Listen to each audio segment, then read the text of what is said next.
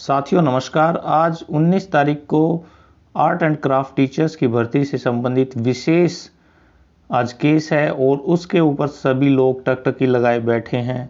वो जानना चाहते हैं कि क्या आज भी रिजल्ट आ सकता है। तो साथियों ये केस किस वजह से है ये और क्या आज रिजल्ट आने के चांसेस हैं। तो पूनम देवी केस की जो मुख्य बातें थी और वो पूरा कराना चाहते थे कोर्ट के माध्यम से, क्या वो पूरी हो पाई है अभी तक। और जो कल लिस्ट आई है उसका और पूनम देवी केस का क्या रिलेशन है, क्या जो कमीशन ने अपनी कमियों को पूरा कर लिया है, सारी की सारी जानकारी इस वीडियो में। अतः वीडियो को अंत तक देखें साथियों, वीडियो को काफ़ी इंफॉर्मेशन है इसके अंदर, आप अंत तक देखें और शेयर जरूर कर दें आप, और चैनल को प्लीज़ सब्सक्राइब जरूर कर दें। आपके लिए बहुत मेहनत से ये काम करते हैं और लाइक और शेयर तो आपका बनता है, सभी ग्रुप्स में आप इसको ज़रूर करें। तो साथियों ये जो रविंदर बांगड़ जी हैं, ज़्यादातर के चीज़ में यही हमारे अपोजिट आते हैं। जो कैंडिडेट हैं, पास कैंडिडेट हैं, तो रविंदर बांगड़ जी को महारत है केस करके रोकने की। तो यहाँ पर 20 पिटिशनर्स इनसे मिले, जिसमें 18 जो थे वो जर्नल के थे और एक बीसीए और एक बीसीबी का था।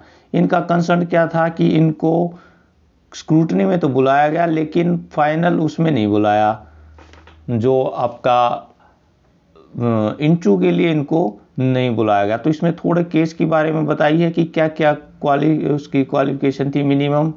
तो जर्नल की 50, कैटेगरी 45 और ये हमारी बीसी वगैरह की थी। तो ये देखिए अब इन्होंने क्या किया कि कुछ पॉइंट्स रेज किए गए कोर्ट के माध्यम से कि category contents raised by council at the each one of the petitioner have appeared in the written exams secure the minimum qualifying marks to respective category. अब इन्होंने क्या किया, were even called for scrutiny of documents. Scrutiny of documents के लिए भी इनको बुलाया गया था, मतलब पहला स्टेज इन्होंने पार कर लिया था। ये 18 कैंडिडेट्स की बात है। अब दूसरा क्या है, ग्रीवेंस यहाँ पे ये देते हैं कि कैन नॉट बी। अब इन्होंने क्या किया कि commission is resorting to arbitrary procedure which can not stand by scrutiny of law. तो यहाँ पर इन्होंने बताया कि स्क्रूटनी के लॉ के अकॉर्डिंग यहाँ पर इन्होंने काम नहीं किया। अब जो स्क्रूटनी के लिए बुलाया गया था, इन्होंने इंटरव्यू के लिए 102 और बीसीबी के लिए 100 मार्क्स के लिए बुलाया गया था। अब यहाँ पर जो दूसरी जो लिस्ट निकाली थी इंटरव्यू के लिए, वो वहाँ पे गड़बड़ हुई क्योंकि वहाँ से कुछ डाउन और कर दिए गए थे, तो डिड्यूज 100 उसमें कर दिया गया था। अब 50% इनके आए हुए थे, ठीक है, और 50% मतलब 100 मार्क्स इनको चाहिए थे। तो यहाँ पर ये हो गए कि अब हमें क्यों नहीं बुलाया गया, ठीक है, तो एलिजिबिलिटी इनकी हो गई। अब यहाँ पर क्या कहते हैं कि even threshing out issue of eligibility. अब इन्होंने एलिजिबिलिटी के लिए लिस्ट भी नहीं बनाई। जो थर्ड कंसर्न था कि कमीशन ने एलिजिबिलिटी लिस्ट नहीं बनाई और would be declared ineligible and thereby excluded from zone of consideration.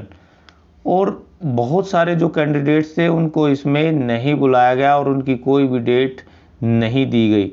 तो ये पॉइंट्स इनके मेन पॉइंट्स थे कि एलिजिबिलिटी लिस्ट नहीं बनाई और स्क्रूटनी में बुलाने के बाद में मेन उसमें नहीं बुलाए गए।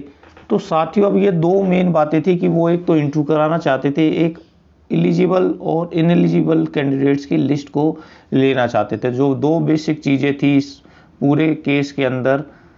तो अब कोर्ट ने के माध्यम से जो बच्चे थे वो इंटरव्यू उनके सभी के हो गए हैं, लगभग इंटरव्यू अब हो गए हैं, कोई बच्चे अब बचे नहीं हैं। जो भी स्टूडेंट्स हैं, जो कैंडिडेट्स हैं, वो अभी तक बचे नहीं हैं। तो ये पूनम देवी केस का था। इसके बाद में 6 तारीख को इनकी हियरिंग लगी और फिर 9 तारीख को जो कमीशन ने तुरंत अर्जेंट एक यहाँ पर हियरिंग लगा के कोर्ट को बताने की कोशिश की कि उन्होंने अपने जो दुरुस्त कर लिए हैं, लेकिन फिर भी कोर्ट को कुछ अंदेशा था और एलिजिबल और इनएलिजिबल की जो लिस्ट थी वो कोर्ट चाहता था, जो कि कल यहाँ पर दे दी गई है। कोर्ट ने यहाँ पर दे दी, कोर्ट के आदेश पर ये लिस्ट दी गई है। तो यहाँ पर सभी कैंडिडेट्स के लगभग जो कि एब्सेंट थे या जो फेल हो गए थे या इंटरव्यू के लिए नहीं बुलाए गए थे, उन सभी की यहाँ पर लिस्ट दी गई है। तो साथियों यहाँ अब आप देखोगे कि यहाँ पर भी 3-4 पॉइंट्स दिए गए हैं। इस तरह से हम देखें तो कमीशन ने अपनी जो कमियां थी वो पूरी कर ली हैं। यहाँ पर कमी अब उनके पास नहीं है और वो चाहते हैं कि आज जो है वो रिजल्ट डिक्लेयर कर दिया जाए, या जो स्टे है भर्ती पर वो स्टे हटा लिया जाए ताकि रिजल्ट डिक्लेयर कर दिया जाए। अब यहाँ पर भी शॉर्ट लिस्ट फॉर इंटरव्यू, यहाँ पर कई बच्चों को ये कोशिश कर रहे हैं कि समझने की कि क्या क्या इनके मीनिंग है। शॉर्ट लिस्ट फॉर इंटरव्यू का मतलब है जो मिनिमम थे, यानी कि एससी के जो स्टूडेंट थे, कैंडिडेट्स थे जिनको 90 नंबर से ऊपर आए थे, उनको सभी को शॉर्ट लिस्ट फॉर इंटरव्यू करके बुला लिया गया था। तो यहाँ पर इंटरव्यू के लिए बुला लिया गया है। तो ये शॉर्ट लिस्ट ऑफ इंटरव्यू हैं, सभी ने अब देख लिया। कुछ इंटरव्यूड इन कोर्ट केस के तहत उनको इंटरव्यू में बुलाया गया था। अब यहाँ पे शॉर्ट लिस्ट फॉर इंटरव्यू, तो इस तरह के इसमें दिए गए हैं। ये लिस्ट काफ़ी बड़ी है, सभी ने लगभग इसको देख लिया है। तो यहाँ पर जो हमारे जर्नल कैंडिडेट्स थे वो 90 जो थे, एससी कैंडिडेट थे वो 90 लिए गए थे और जर्नल के 100 तक के इसमें लिए गए थे। बीसी बी की जो लिस्ट थी, बीसी ए की वो 94, बीसी बी की 98 तक के इसमें कैंडिडेट्स लिए गए हैं।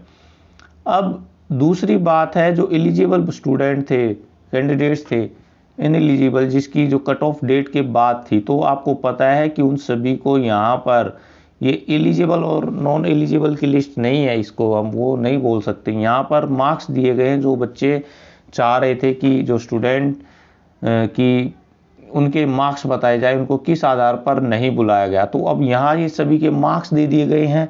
अब उनके पास कोई आधार नहीं होता, क्योंकि कोर्ट के माध्यम से सारे के सारे कैंडिडेट्स जा रहे थे कोर्ट में कि हमारे मार्क्स बताए जाएं, हमें इंटरव्यू के लिए बुलाया जाए। अब इस लिस्ट आने के बाद में वो कम से कम कोर्ट में नहीं जाएंगे और नए केसेस नहीं बनेंगे हमारे ऊपर, इस भर्ती के ऊपर नए केसेस नहीं बनेंगे। अब या तो वो बिल्कुल क्लियर फेल है या उनके इंटरव्यू ले लिए गए हैं। इसके अलावा अब जो 21 अगस्त के बाद के जो थे आईटीआई वाले या जिसका री आया था कुरुक्षेत्र यूनिवर्सिटी वाले, उनको भी यहाँ पे आपको पता है कि इंटरव्यू में बुलाया गया, तो वो short list of for interview में काउंट किए गए हैं, वो short list of for interview. अब क्योंकि उनमें से बहुत सारे जो कैंडिडेट्स थे बाद तक लेके आए हैं अपने जो डॉक्यूमेंट्स, क्योंकि उसमें भी आप बताइए कि ये इनको क्यों यहाँ पे ऐसा उनको इंटरव्यू के लिए क्यों बुलाया गया। क्योंकि आप एक डेट से नहीं पता कर सकते कि क्या उसका रिजल्ट 21 अगस्त के पहले आया है या उसके बाद में आया है, क्योंकि बहुत सारे स्टूडेंट के जो मार्क कार्ड है, रिजल्ट पहले आ गया था और मार्क कार्ड बाद में आए थे, किसी ने दोबारा इशू कराए थे। तो अगर उस कंडीशन में भी वो करा लेते यहाँ पर, तो वो बच्चे बहुत सारे बच जाते और वो भी इनएलिजिबल हो जाते हमारे। तो कमीशन ने उनसे बचाव करने के लिए ही ऐसा कार्य किया कि उन सभी को बुला लिया, जिसके भी लिस्ट जो भी 21 तारीख के बाद के भी थे और पहले भी थे। तो बाद में उनसे सर्टिफिकेट भी मांगे हैं कि जो कैंडिडेट चाहते हैं कि उनका रिजल्ट पहले आ गया था, तो वो अपना एक सर्टिफिकेट कमीशन में जमा करा दें यूनिवर्सिटी से लिखवा के। तो उनको शॉर्ट लिस्ट में बुलाया गया है। अब यहाँ पर कुछ स्क्रैच केसेस भी हैं और वो लगभग 117 के आसपास स्क्रैचेज है। अब ये देखिए रिजेक्टेड, यहाँ पर ये रिजेक्टेड केस है, रिजेक्टेड है ये वाला नंबर 185 रिजेक्टेड एज स्क्रैच्ड। तो स्क्रैच केसेस भी 117 के आसपास है यहाँ पर। और इंटरव्यू जो केस हैं वो लगभग 137 इंटरव्यू जो बाई कोर्ट के थ्रू किए गए 137 कैंडिडेट इसमें हैं और स्क्रैच वाले 114 के करीब इसमें कैंडिडेट हैं। तो यहाँ पर 3 चीज़ें होगी, एब्सेंट तो आया नहीं, रिजेक्टेड हो गया, शॉर्ट लिस्ट फॉर इंटरव्यू और एक केस के थ्रू जो आया है। कुछ इसमें स्टूडेंट जो थे वो एब्सेंट थे, स्क्रूटनी में भी एब्सेंट थे, तो वो तो बिल्कुल ही हट गए। तो लगभग यहाँ पर 2526 के करीब शॉर्ट लिस्ट फॉर इंटरव्यू बुलाए गए थे। तो ये डाटा सभी के पास है। अब यहाँ पे पीपली वाला जो केस बता रहे थे, कुछ बहुत सारे पीपली का केस के बारे में भी बता रहे थे। तो पीपली जो था लाइमलाइट रहा था और काफ़ी उसको हवा देने की कोशिश की गई थी कि हवा दे के किस तरह से इसको रोका जाए। तो आप अपने राय ज़रूर बताएं कि क्या अभी भी कोई केस तो नहीं बचा इस पे, और आज रिजल्ट आने के आपके कितने चांसेस हैं। आप प्रे करें कि आज ही रिजल्ट आ जाए। जो चाहते हैं कि आज ही रिजल्ट आ जाए वो अपने कमेंट्स में ज़रूर अपनी विश लिखें कि वो आज चाहते हैं या नहीं चाहते। आपकी विशेष बहुत ज़रूरी हैं इस केस के लिए, और आशा है कि अब आगे इस पे कोई ज़्यादा केस नहीं होंगे। अब लगभग केस इस पे से ख़त्म हो चुके हैं, केसेज इस पे ख़त्म हो चुके हैं। अब और आगे केसेज इसमें नहीं होंगे। तो पीपली वाले जो थे वो लगभग हमारे 250 कैंडिडेट्स थे, 4200 से ऊपर थे वो। और यहाँ पे देखिए हम 4200 पे ही आ जाते हैं। ये पीपली के यहाँ से शुरू हो गई ये वाले। तो पीपली के देखिए शॉर्ट लिस्ट है यहाँ पे, लेकिन आप देखिए कि कितने यहाँ शॉर्ट लिस्ट है। यहाँ देखेंगे कोई ज़्यादा शॉर्ट लिस्ट नहीं है। जो एवरेज में आ रहे हैं वही एवरेज में ही आ रहे हैं, कहीं कहीं किसी किसी रूम में तो ज़्यादा हैं, लेकिन वैसे ओवरऑल देखेंगे तो ये बहुत सारे एब्सेंट हैं, बहुत सारे फेल हैं, मार्क्स कम आए हैं। तो पीपली का कोई केस नहीं बनता। तो इस तरह से हम देखेंगे कि यहाँ पर कोई भी केस अब इसमें पेंडेंसी में नहीं रहा है। सभी के इंटरव्यू हो गए। एलिजिबल इनएलिजिबल का जो केस बनेगा, जो ये कोर्ट आरटीआई वाले अगर केस करेंगे तो वो रिजल्ट आने के बाद कर पाएंगे। अब उससे पहले वो कोर्ट केस नहीं कर सकते, क्योंकि अभी भी वो कंसिडरेशन जोन में है। अभी रिजेक्ट नहीं किया है इसने, बोर्ड ने। तो यहाँ पर आप देखिए कि आज रिजल्ट आने के इसलिए ज़्यादा से ज़्यादा चांसेस हैं, क्योंकि अब जो क्लियर कट हो गया है, आज जिरह करके जो केस के बारे में पूरी सुनवाई करेंगे और जिरह करके यहाँ पे पूरे की पूरी बात मनवा सकते हैं, हवाला दे सकते हैं सुप्रीम कोर्ट का, और तर्क वितर्क की बातें चलेंगी। बस यहाँ अड़चन है कोरोना काल। कोरोना की वजह से इसमें कोई अड़चन ना आए। अगर कोरोना अड़चन नहीं डालेगा तो यहाँ पर आज केस की सुनवाई समय पर होकर के आज जल्द से जल्द आपका रिजल्ट आज घोषित हो जाएगा। तो अपनी विशेष ज़रूर लिखें, और शाम को 4 बजे के बाद में इसके जो केस डिटेल है वो आपसे शेयर करेंगे। इसलिए चैनल को सब्सक्राइब कर लें, लाइक और शेयर करें, ताकि आपको ऐसी ही इंफॉर्मेटिव बातें यहाँ पर मिलती रहें। Thank you.